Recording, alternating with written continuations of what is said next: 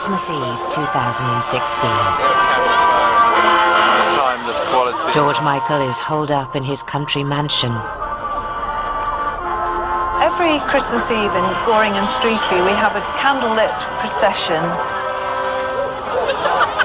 On Christmas Eve, they saw George looking out of his window, so he was watching. He loved Christmas, he loved that sort of thing. Description given by his neighbour almost describes a kind of ghostly figure, someone who's withdrawn from life to the extent whereby he no longer plays a part in it.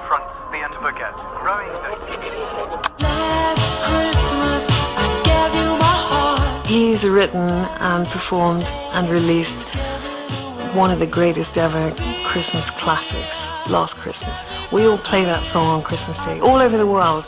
He will forever now be linked with Christmas because of that famous song. The poignancy of that and the sadness of it, I think, it was a real loss. Ambulance emergency, is the patient conscious and breathing? No, it's George Michael, you know, the singer. I think he's dead. He's not breathing. And how old is he? He's 53. He's 53. I have to ask, do you think he's beyond any help at the moment? He's dead. He's gone. He's blue. He's gone.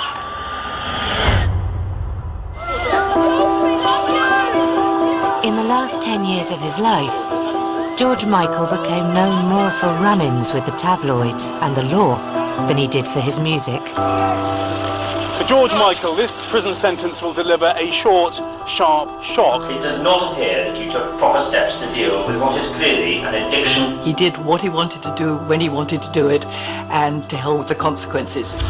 It was a period marked by reckless behaviour. George did go over to the dark side. There's no question that he did. Personal crisis. You can't go on like this. And a fatal downward spiral. Where did his demons come from? He sold 100 million albums. He was a superstar, adored by the world. He was brilliant, creative, fabulous, amused us, entertained us, and we loved him, we loved his music. And yet George Michael died alone on Christmas Day. His extraordinary life was marred by contradictions. From soaring highs. When you have 5 or more hit singles off the same record, you are a phenomenon. And crashing lows. I spent the last 10 days since I woke up literally thanking people for saving my life. What tipped him over the edge? George Michael. George Michael. George Michael. George Michael. One of the reasons my life has been so extreme and self-destructive is that I never had any feeling that my talent was going to let me down. But something did let George Michael down. It's a Greek tragedy, literally in every sense of the word. This is the story of one man who lived 2 lives. He was a wonderful human being and a wonderful talent. But those evils were in charge of George.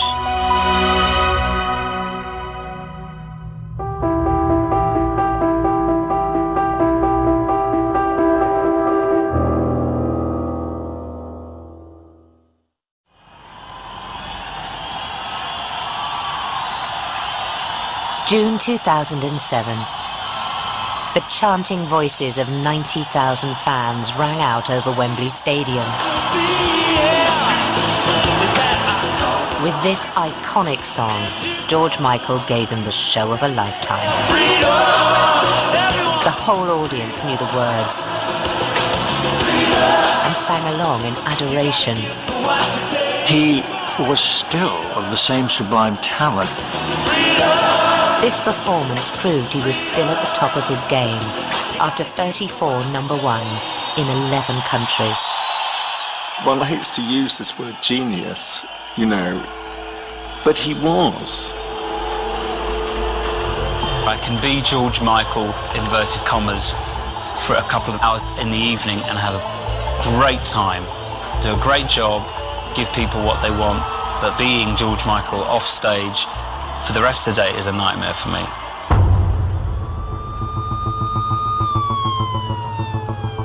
I've spent much of the last 15 or 20 years trying to derail my own career because it never seems to suffer.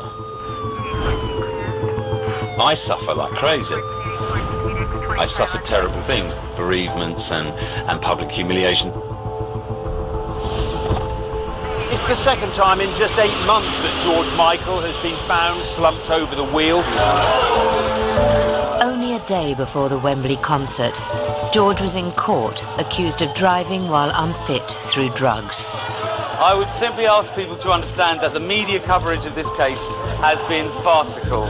In reality, I've been sentenced today on the basis of unfit driving through tiredness and prescription medicines, which I fully accept. I am glad to put this behind me, and now I'm off to do the biggest show of my life.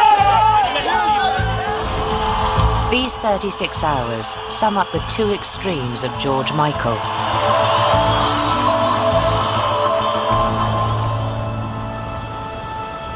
Understanding how he got here means starting the story much earlier. He was born Yorgos Kyriakos Panayotou, living with his Greek Cypriot father, known as Jack, his English mother, Leslie, and 2 older sisters. George's family background was ordinary, sort of working class, climbing into middle class. He was known as Yorg at home for short, and his friends would change that to Yogurt, much to George's consternation and dismay. He was a fat, spotty Greek kid, and he would have been ridiculed at school for that.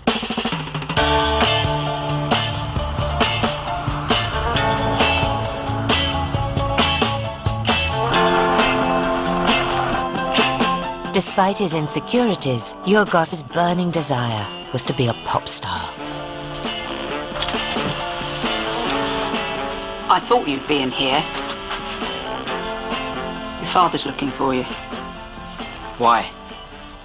He wants you to do your homework. I'm not going to that stupid posh school, Mum. I'm not going. Just don't wind him up. Aren't these Melanie's? What are they doing in here? No reason. Why do you need to be so... So what, Mum? All right, Yorgos. Ah. Hi, Leslie. Andrew Ridgeley, as his first and best friend at Bushy Meads High School, was a catalyst on a number of levels. The young George clearly wasn't that confident a boy. He's not going out. Ooh. Some mothers do have them. What's wrong with her? They'd met when they were 12 years old. At that stage, Andrew really was like the lad around the classroom, and George looked up and respected and wanted to be like that. And he went home to his mum and said, I've got to straighten my hair and I've got contact lenses and I want to eat less. And over the next 2 years, he became like a sort of duplicate Andrew. He came from a very orthodox family of a strong paternal figure, a very loving mother. It was a very close family. My connection with my mother, I spent a lot more time around my mother. George's father was quite a stern patriarch. George had actually wanted to leave school at 16, and his father wouldn't let him. Yorgos was now 17, and the tension had increased. You need to act like a man. Get a job! Can't even sing! I spent my whole childhood between 7 and about, well, really until the day that I got my record contract, having rows with my parents, specifically my father, because he's not very musical. I was terribly depressed, and I remember thinking to myself, one day, no one will be able to touch you. You'll somehow get away from everyone else.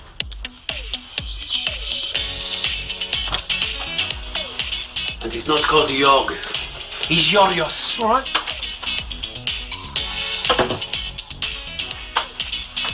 God, your old man's not happy. Watch out. What are you working on? Listen to this. All right.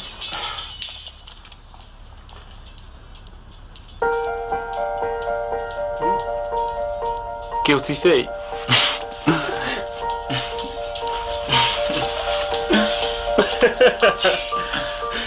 Seriously, man, it's brilliant. I mean it. George and Andrew, they were schoolboy buddies. We really need to get our shit together with the demo tape. They laughed together, they played together, and I sort of have this vision of them in their bedroom or something, creating music. That sounds quite nice, yeah.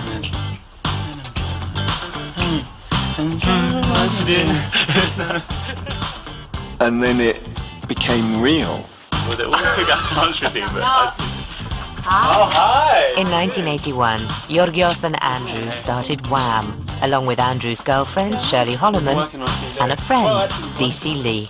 We've got to get the look nailed. We need to look the same, move the same. Do you know what? We have been working on something. Do you remember what I showed you the other day? Let's go. Let's do it. It's been so obvious from day one that I wanted to be a star.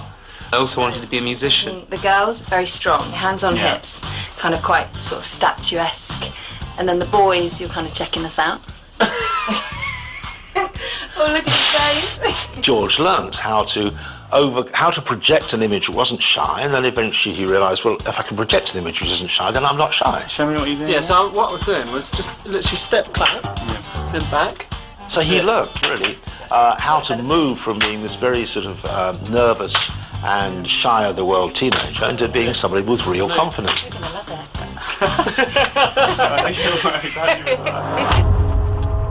George said to me at one point, all he'd ever dreamt of being, he wanted to be famous. They go into it in the first place because there's a void.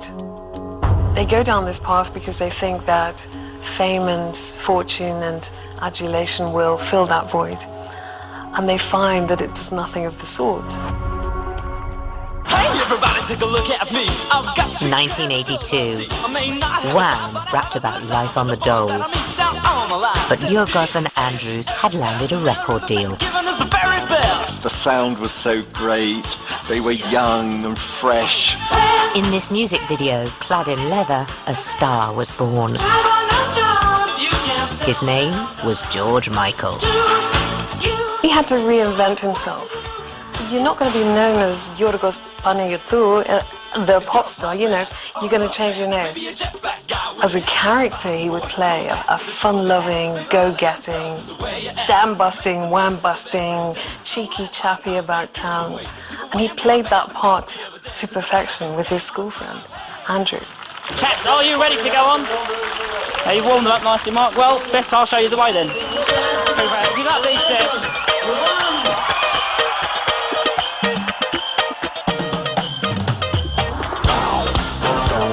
They were like twins. They were like Pinky and Perky, or two cartoon characters. When I first photographed them, no one had really heard about them. By the end, they were superstars. Is anyone coming to see us at Whitley Bay tomorrow? They had their fans, you know, that were absolutely besotted. It was an interesting period of time, and it happened very quickly. They were absolutely surrounded here by girls who've been trying to grab you for the last 5 minutes. It's nice in the context when we're playing live, you know, obviously sitting down like this. We don't feel terribly safe here. They were huge, and we'd created Wham Mania. It was in all the papers. It was fantastic. I remember the feeling really, really well of standing there and just thinking, Christ, you know, I've wanted to do this since I was like 6 years old. Did you used to put shuttlecocks down your trousers, is that true? But I was wondering where you put them. One of them would end up somewhere between my legs. George the pop star was a long way from Yorgos from Bushy. And that transformation was largely down to Andrew Ridgeley. George wouldn't have been a solo star off the bat. He copied Andrew. So when I started managing him, I thought, this is a fantastic, foolproof image. This is real old friends, George and Andrew. It wasn't really. It was Andrew, the real Andrew, and George, the fake Andrew. George was a contradiction from the start. Andrew was very much like the image in the videos, happy-go-lucky, easygoing, not really interested in being too serious. But George was quite the opposite, suspicious, serious, let's get down to business. I think if you look back at that early point in his career, he was absolutely driven and focused. He was writing those records himself. He was a teenager still. We've got to become number one worldwide. That's what we want. Just like to be recognised in the same terms around the world, which are in most of the world, but there's still America to go for us, really. Not bad, is it? Wham's fame brought with it a hedonistic lifestyle. Guys, let's get some drinks. Starsky and Hutch or Butch Cassidy and the Sundance Kid. Two lads around town who went off very heterosexual. They met girls, they did this, they did that. He would be quite flamboyant out there, be moving around, throwing himself about, having a great time. While George had girlfriends, he was also experimenting with men. He'd been rocketed to kind of like international stardom by his early 20s. Who wants a shag? He was still trying to figure out who he was. A fear that a gay pop star wouldn't sell meant George stayed in the closet. Oh my God, I'm a massive star and I think I may be a puff. What am I going to do? This is not going to end well, you know? Starring as an airline pilot in this music video, George played up his image as a straight heartthrob. He was essentially presenting himself as a major sex symbol for the girls. But of course, he must have known from an early age he was a young gay man. The image of Andrew and a carefree George flirting with girls at the beach was at odds with his private life. You play the game, you act, which is what George did very well. Fans watching him act as the bare-chested heterosexual hero were none the wiser.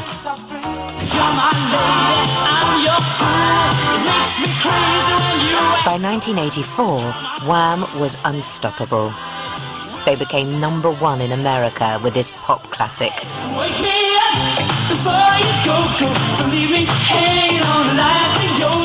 Its bubblegum melody and lyrics were instantly recognizable.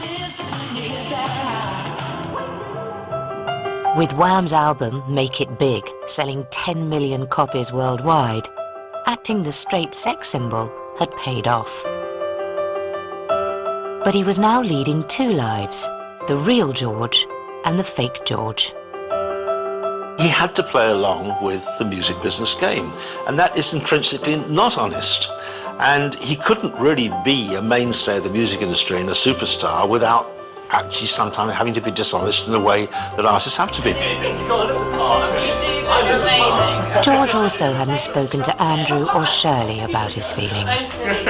But you do look fabulous, darling. I bet you love mincing around in those clothes. He does. He loves it. Yeah. He wants to think I'm a friend of Dorothy's now, would I? What would be so bad about that? Well, you know, like... School, everyone used to think you were the queer one. Everyone used to think you were the queer one. You can't live a lie and be happy. You may have to live that lie in order to survive, but you won't be happy. Yog, what's up?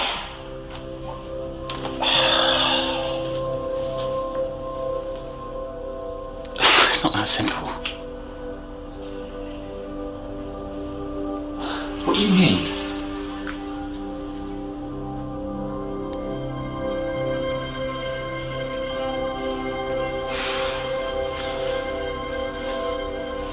In terms of being an emotional valve, someone he could turn to, someone he could be honest with, someone who could understand him, Ridgely was probably irreplaceable.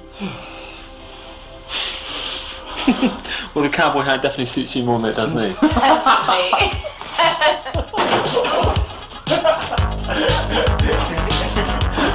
It seems to be met with a good-natured shrug. I came out to various friends and one of my sisters, and I said I was going to talk to my mum and dad, and was persuaded in no uncertain terms that it really wasn't the best idea.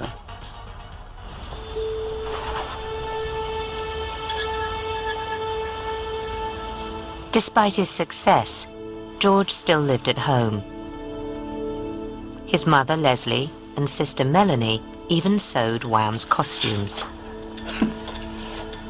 Oh, I love his highlights in that one. Yeah, you know what his father thinks about him dyeing his hair. I like the one of him where he's really smiling, that big grin, and he looks just like he did when you two were on the beach. I love that one. He does look lovely in that one, though. He had the constant fear of his family finding out that he perhaps was gay. George had told Melanie, but she was sworn to secrecy. So, the one in the back, is she his new girlfriend? The one with the dark hair? Are you listening to me? He's too busy for all that, Mum.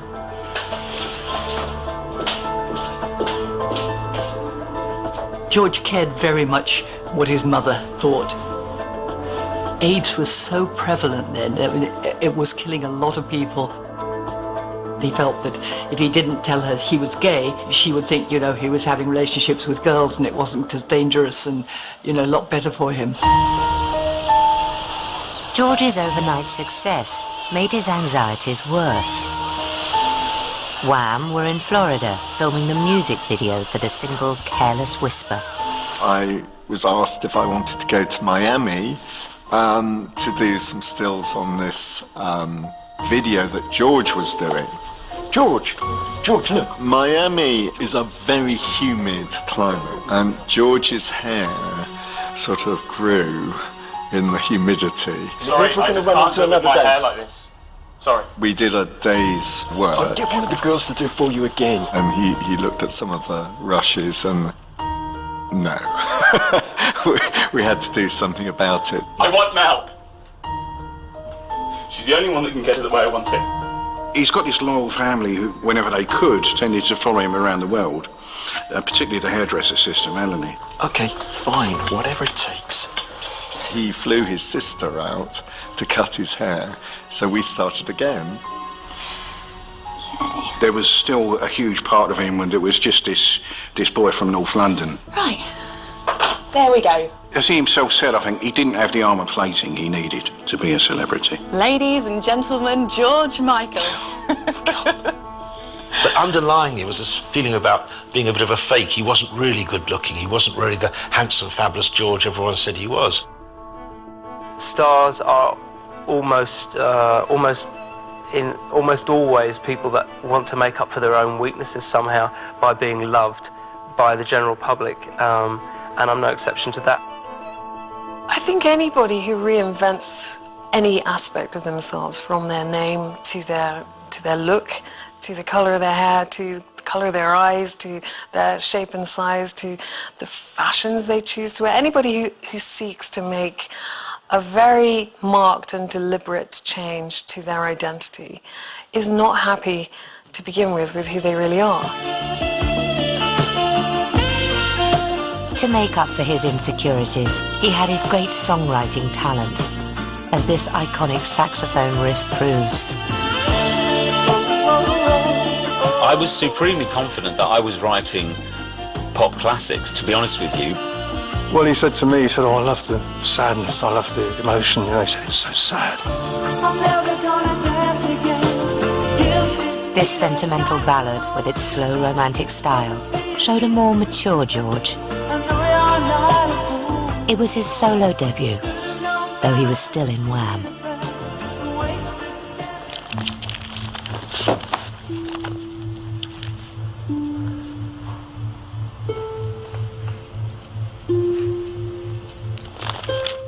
What's up? I've been writing a lot of new stuff, but it isn't sounding like Wham. More and more, he thought he was playing a fake character. He was being false in being part of Wham. He couldn't reveal his real self. To begin with, it was a lark, fun, and he felt it wasn't a problem. But by the second year, I could see this is weighing on him heavily, that he was a very different person, and he thought he was lying, if you like, by being on stage representing himself like that. I've got to get away from this image. I'm sure George and Andrew frequently discussed the breakup of Wham and the ending of Wham when it would happen. So Andrew was no fool about what he contributed, but he also knew he depended on George. He wasn't going to hold George back, and they were best friends. Looking forward to seeing Wham! In 1986, 80,000 fans saw Wham perform for the last time. George had called time on the band. No regrets about splitting up. So a huge thank you to everyone, not only today, but for the last 4 years. 1, 2, 3, go! George had had Andrew by his side from childhood and would now have to face the world alone for the first time. I had no idea how much I was going to miss that support, or how close to lunacy I would feel without that support.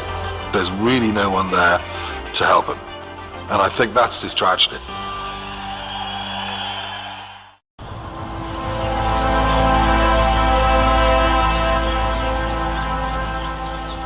In the last few years of his life, George Michael had withdrawn from public view.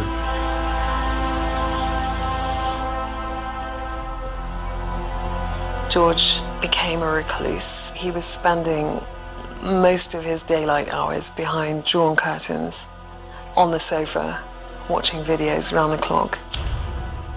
Certainly, his days as a public figure, even as a pop culture icon, seemed to be over. Whether that was conscious, or whether he desired that, or whether it was just a byproduct of the way he felt. I mean, it could have been either one. Certainly, he felt the need to withdraw. That's clear.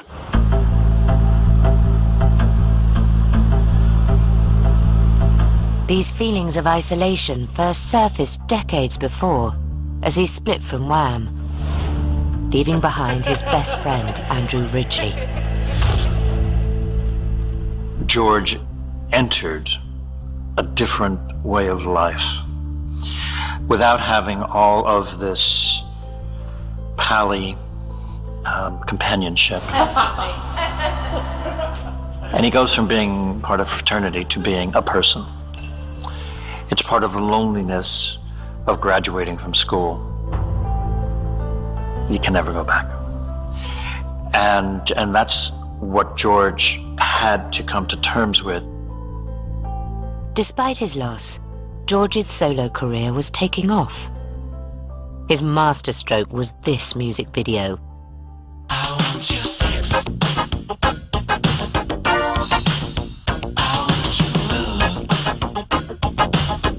With highly sexualized imagery and lyrics, it was guaranteed acres of press.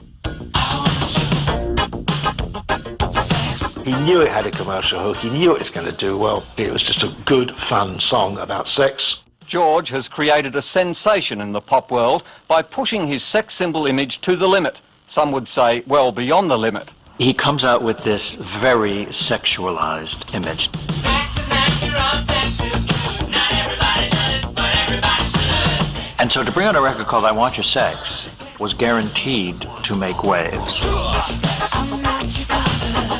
Adding to the tabloid frenzy, George's then girlfriend appeared with him. Kathy Young, the model who appears in the I Want Your Sex video, was that a relationship, or was she a so-called beard? It's not that I had stopped having sex with women, but I was already fully aware that in itself was a lie. So there was all that feeling fraudulent as well. Leading a double life was increasingly painful for George. If you were perceived to be concealing a true identity, this was not allowed to be your private life. You were going to be pursued by journalists and photographers until they exposed you. George, are you gay? Am I gay? It's a pretty direct first question, isn't it? I've never said no, I've never said yes. No, I'm not. But the main thing I like to express is that I don't think it's anybody's business. Even before we began our chat, George spent almost an hour on makeup and hair. Image is so important to him, he'd only let us film the left side of his face. Filming your best side, like we're doing. Absolutely. Is that part of George Michael, a performer? Well, George Michael, the performer, picks his photos, knows his best side. George Michael, the performer, has been watching every little detail of the last 5 years very carefully. There's a version of George Michael that's put out into the world, but I don't think that's the real George Michael. You know, he has the whole world looking at him, but he's kind of behind the dark glasses, got the leather jacket on. He's like hiding himself. George continued to conceal himself behind his heterosexual heartthrob image. Well, I guess it would be nice. This song and this music video cemented him as a pop icon. The demand for him was so gargantuan. And then there was also this image that he created that wasn't necessarily him, but an idea of him that he was projecting, a sort of fancy idea of this hyper-macho pop star. From the jeans to the jacket to the shirts that he wore to the beard to the hair being bleached perfectly. George was the consummate director of his career. And with his sultry voice and unique soul sound, he was the perfect pop package for the MTV video generation. We had 5 '1 hit singles: Faith, Father Figure, One More Try, Monkey, Kissing a Fool, and I Want Your Sex. So this was the biggest album of 1987-88. In February 1988, George started his first solo world tour. It would take a year and a half and take in 21 countries. I think anyone can ask me just about anything else, but any questions that I think invade my privacy will be studiously ignored. On stage, his troubles disappeared. This footage shows how he came alive for those 2 hours, with a crowd boosting his burgeoning ego.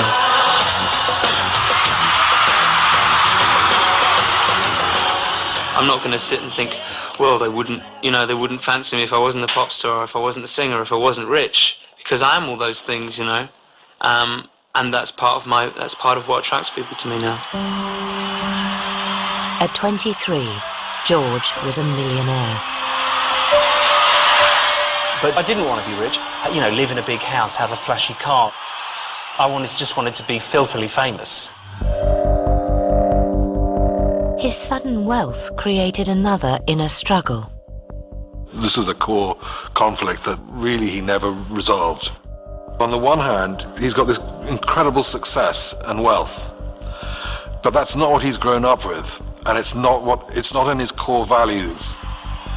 He was deeply uncomfortable with it and didn't enhance the quality of his life at all, really. Life at the top had become a poisoned chalice. You're having a concert with 20,000 screaming fans, and then you leave and you're alone and you're isolated. And if you're in fact gay and in the closet, that's a torturous spot to be in, night after night after night. Not having companionship, not having the ability to be yourself, and being alone and trying to have this image of being someone else that you're not, which was a sex symbol for all the screaming girls that were in the audience. That's the recurring theme of his life, that George hasn't got anyone around him who can turn what's become a kind of secret life into a more open and honest life. I suppose I was prone to loneliness, because it is very lonely if you're surrounded by people, but you're not really surrounded by anyone.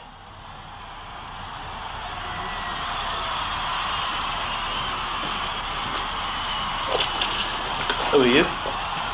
Andrew Ridgely. Yes, I know him. A visit from his best friend was George's only respite from the grueling tour.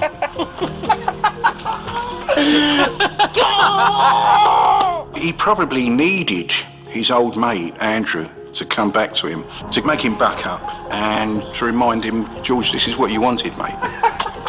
How's life in the penitentiary? Oh, it's good to see you, man. It's been different. Yeah, I bet. I heard you've been spending every night in your dressing room. Well, that ends right here, right now. Andrew.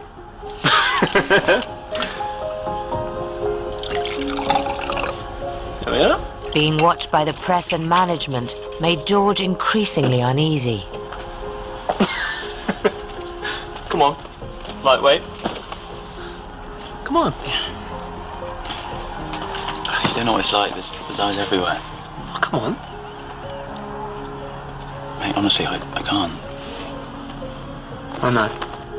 But the fleeting visit of a friend who knew him so intimately only reinforced his solitude.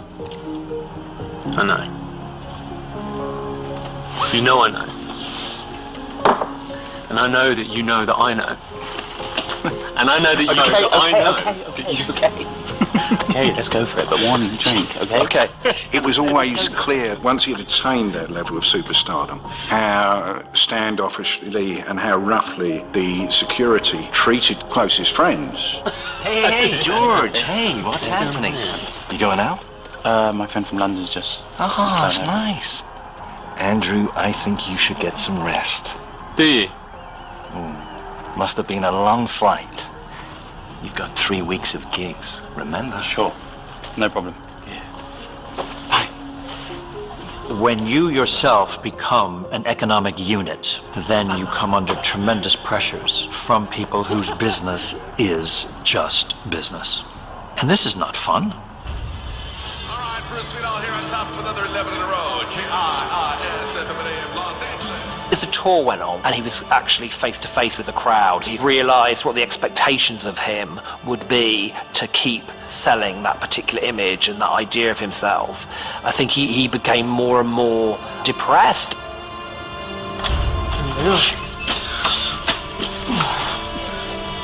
Terps and Coke? I loved making the music, but actually the whole kind of circus of it was very distressing for me. You're one of the highest selling artists in the world, mate. And you've got a face like a wet weekend.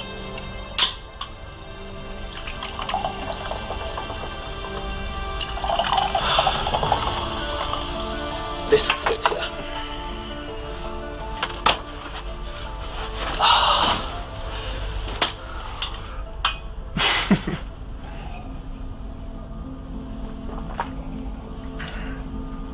Come on. The night is young. Lighten up.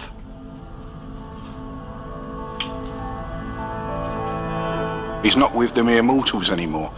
And it's kind of an irony that, you know, he should start sinking into, not despair, I'm sure, but a form of loneliness and unhappiness. Hey.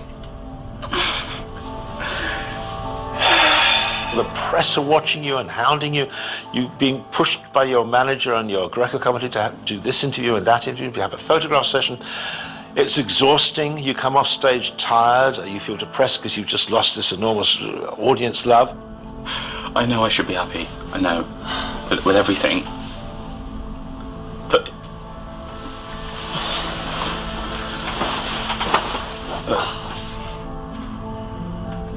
You did the right thing, Yog. Sooner or later, you had to go it alone. He hasn't got somebody there with him who cares. He hasn't got a brotherly type partner like he had with Andrew, and he can't even find somebody to have sex with because he's secretive about it. So you just become horrifically lonely and introverted. George and I were once having a discussion, and he did say there comes a point when having everything is not enough. And you begin to think, there must be more to life than this. When everything that is being handed to you on a plate just isn't doing it for you anymore. You're in your early 20s, you've sold nearly 40 million records, you're set financially. What are the things you'd really like to accomplish in the next 2 or 3 years in your career? Obviously, I'd like to remain a happy person, you know, someone that's happy with themselves. But despite achieving his wildest dreams, the void George felt would only get worse. He gets into a very uncomfortable situation, which he could not have foreseen.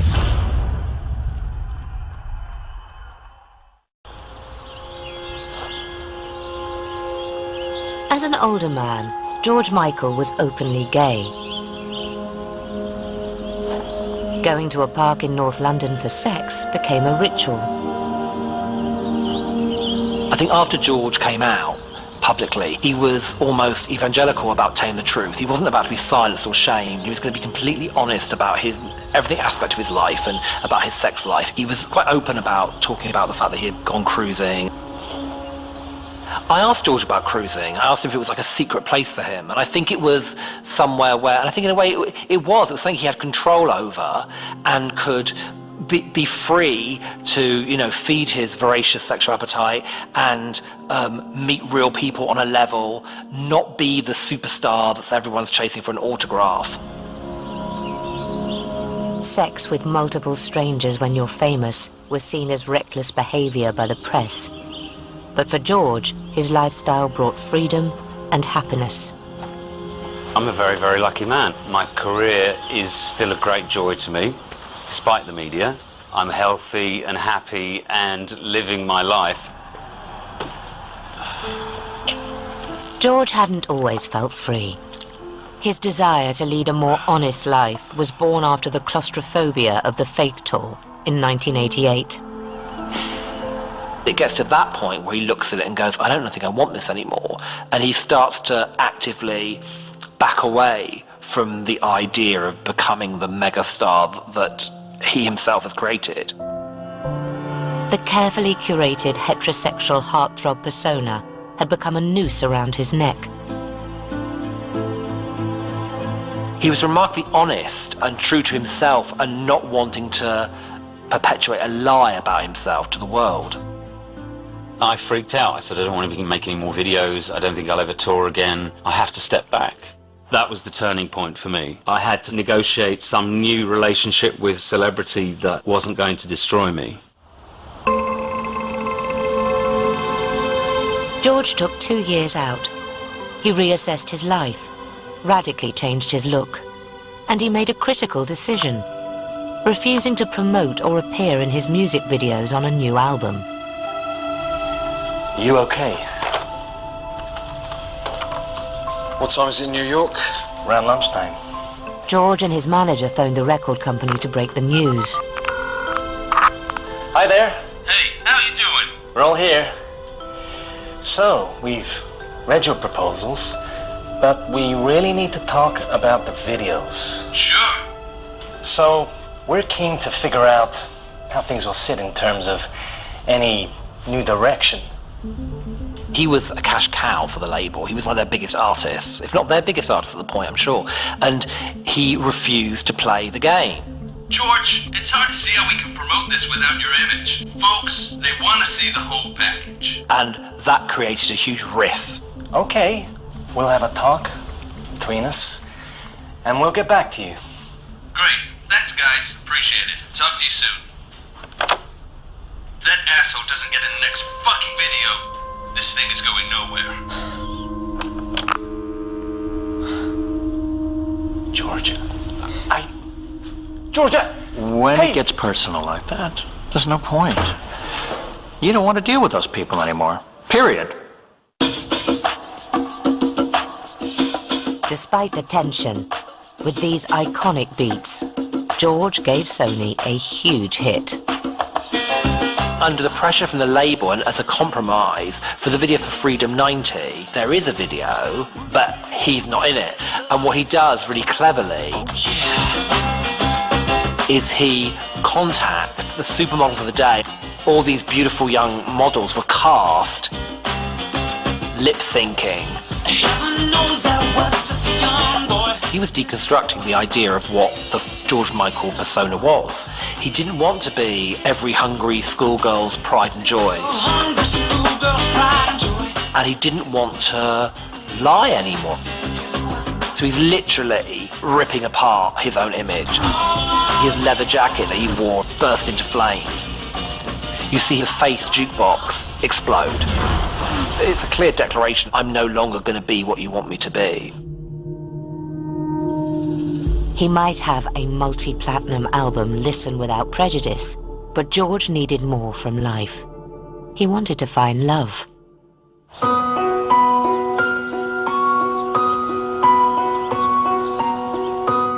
Whilst performing in Brazil, he spotted a young man in the crowd.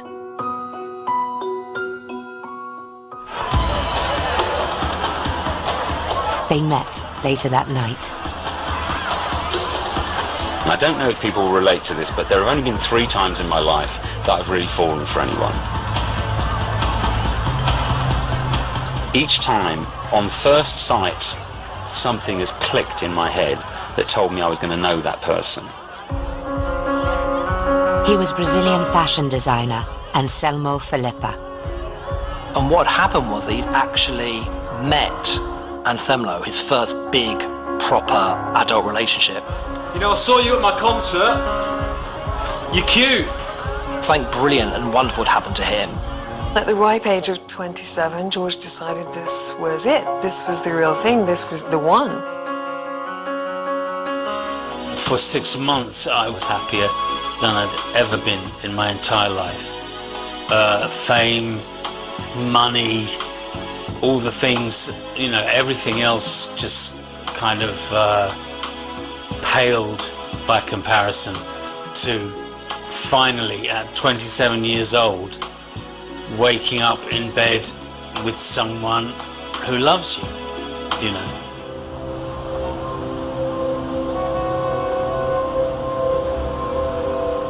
Anselmo moved to Los Angeles to live with George.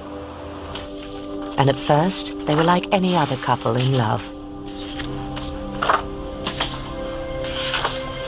Thank you.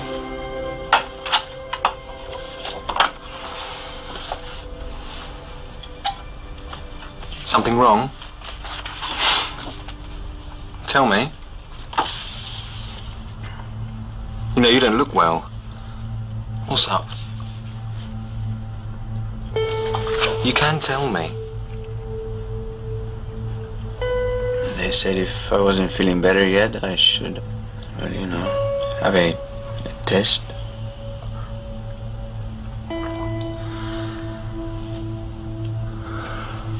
What kind of test? The test.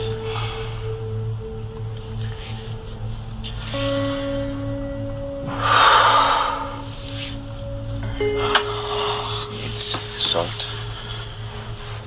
Anselmo went back to Brazil to be tested for HIV.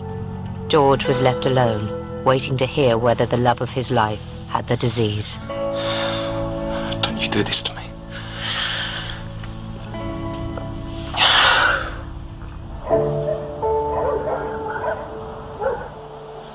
I went home to my family for Christmas, not knowing whether this man I was in love with was terminally ill, and therefore not knowing whether I potentially was terminally ill. And you're sitting there at Christmas. It was possibly the loneliest time in my life, I think. I've got these huge problems. I don't know what to do about them, and I can't talk about it. I can't talk about it to any of you. Eat up, Yorios. I'm fine. Try to understand how much I love my family, and that AIDS was the predominant feature of being gay in the 80s and early 90s. For my mother, every single day would have been a nightmare for her, thinking about what I might be subjected to. AIDS was just not something I was prepared to bring into my parents' life.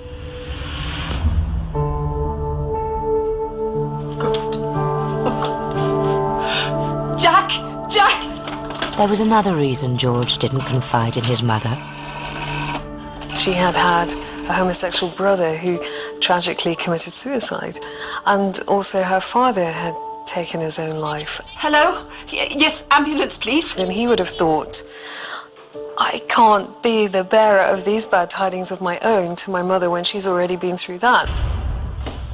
What's the matter, Georgios? You look like you're at a funeral.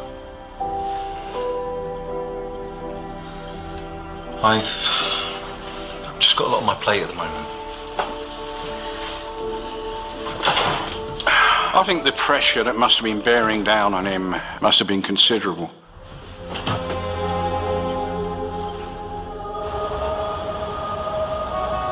Just 6 months after falling in love, George's worst fears were confirmed.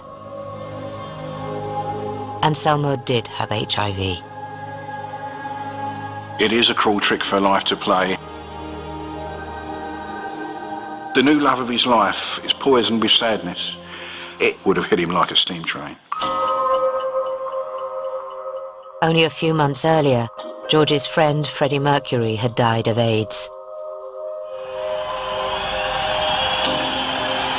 George joined a host of stars to pay tribute at a televised concert.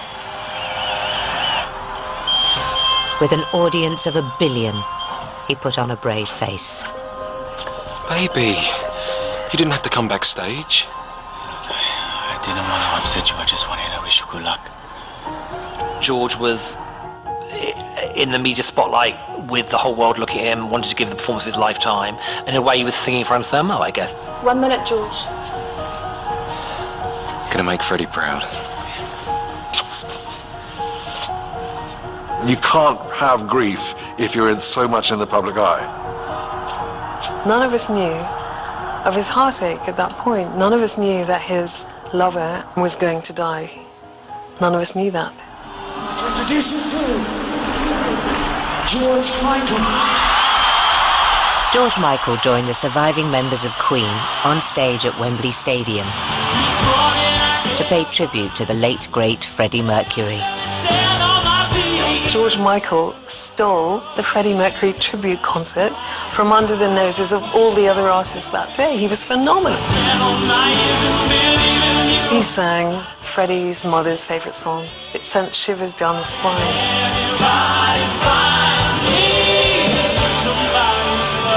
And no one could have known the grief, the agony that he was going through privately.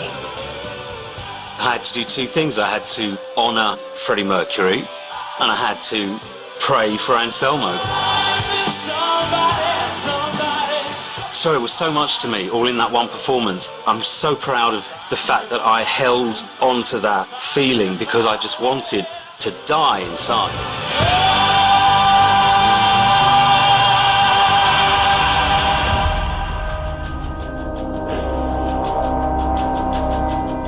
His vulnerability was the thing that left him weak. That was his Achilles heel.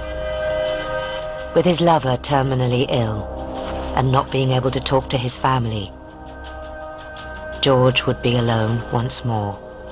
Who did he have guiding him? Who did he have to go to? No one, really. This stands to reason he went off the rails.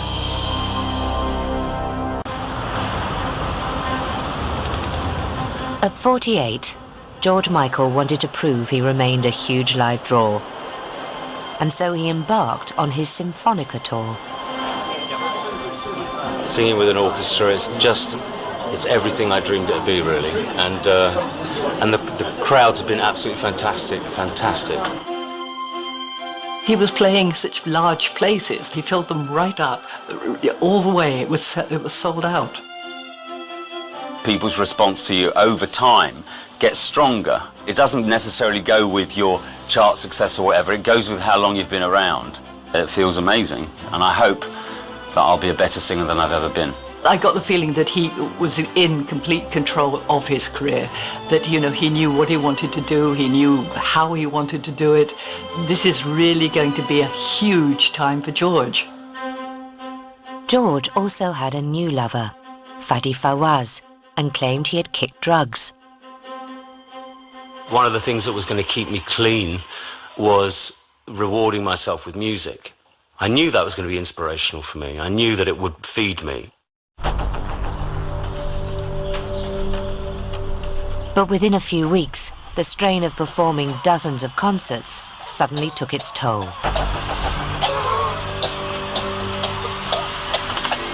Every night, he's laying his heart bare for large audiences. Oh, how draining. think he was exhausted. Maybe it was stress, maybe he was worried. He went from feeling ill, from feeling feverish, from coughing.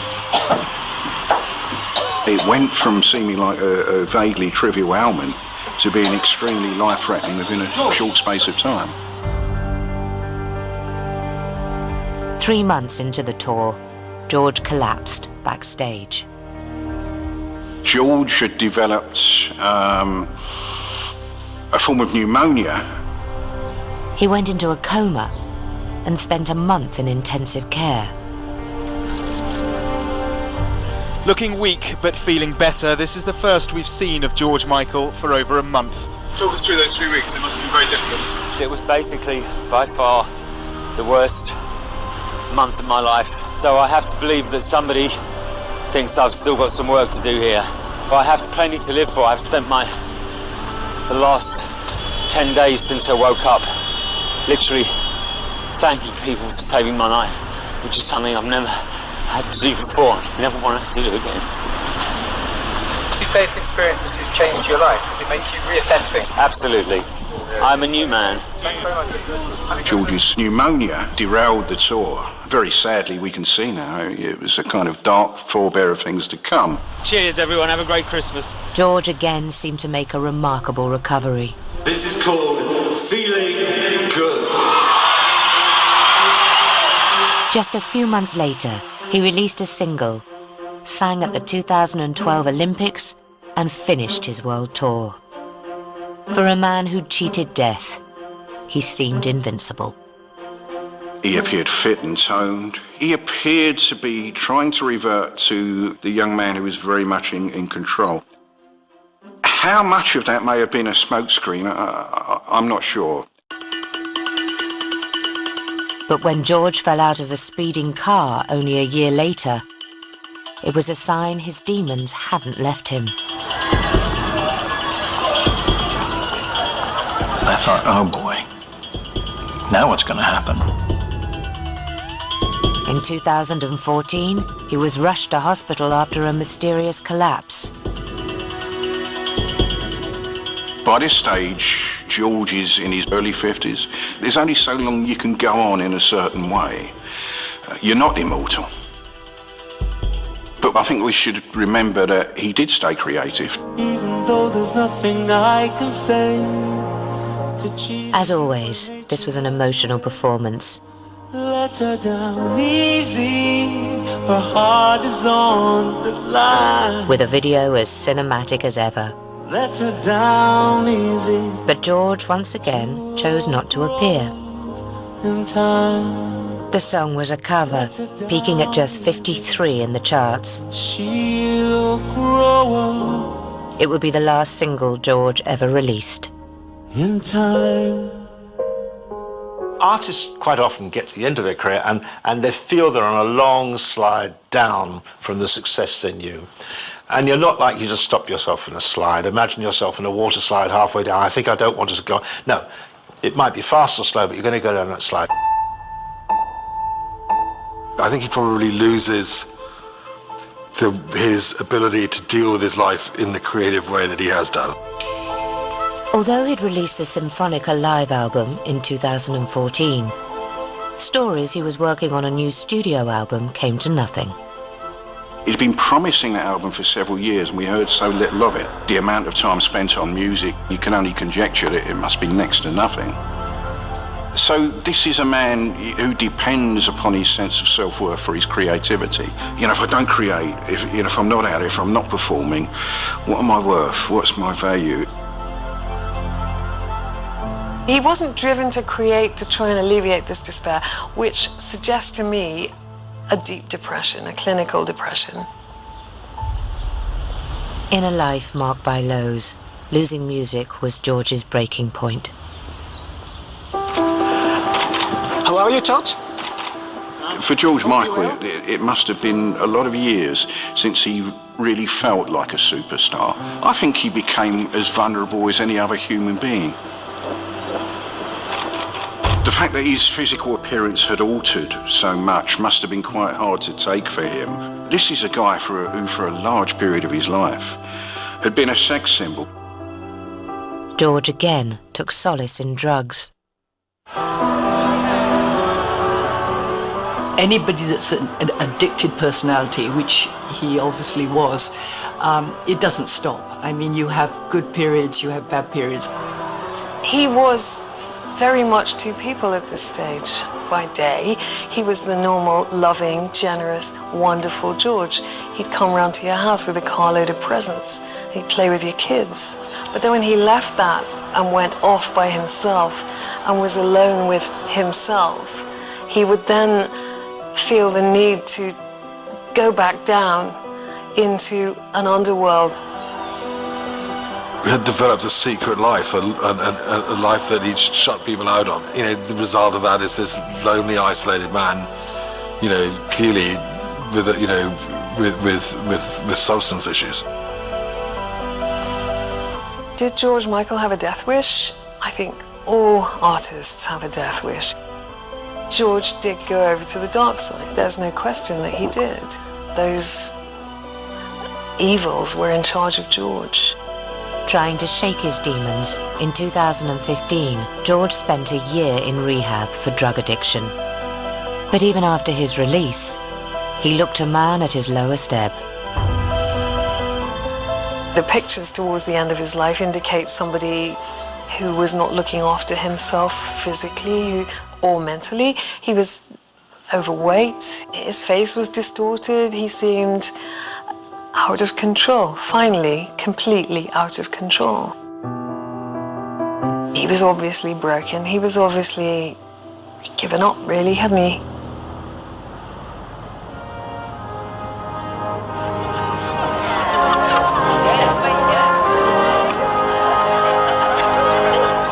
He was reclusive in the final days. It's certainly clear that at that point of his life he didn't want to interact with people. The sad thing is, he was a great sentimentalist, not purely from the love lyrics of his songs, but for the fact that he loved Christmas. Delighted to flag-waving moments like that. But it was to be his last Christmas. Not only the big, delighted to...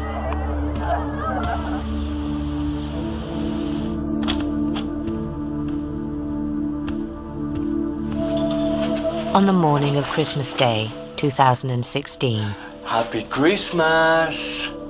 George Michael's body was discovered by his boyfriend Fadi.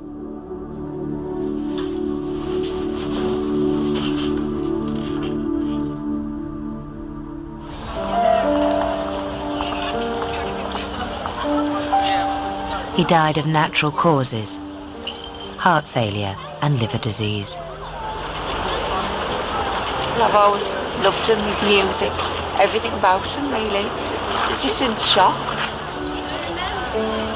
He's an icon for the country. You know, musically, as a person, he's fantastic and we'll always remember him. He's just too young to die, so I just wish he could keep going because I would love to keep listening to his music.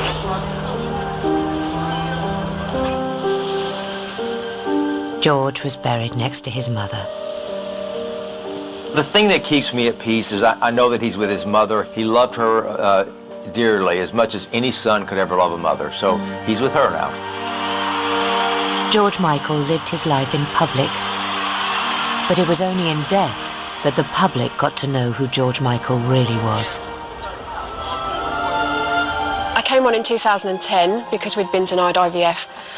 So we came on to talk about it, and then I'd been home 2 days and I just got a phone call from a PA who said a businessman would like to donate some money for 1 cycle of IVF for you. When you read this was it. the moment. Yeah. It says, congratulations to you both, love from George Michael, in brackets, aka Anonymous. After a life marked by secrecy, his death revealed one final secret. None of us knew, did we, about all his philanthropic work, for example, until after he died.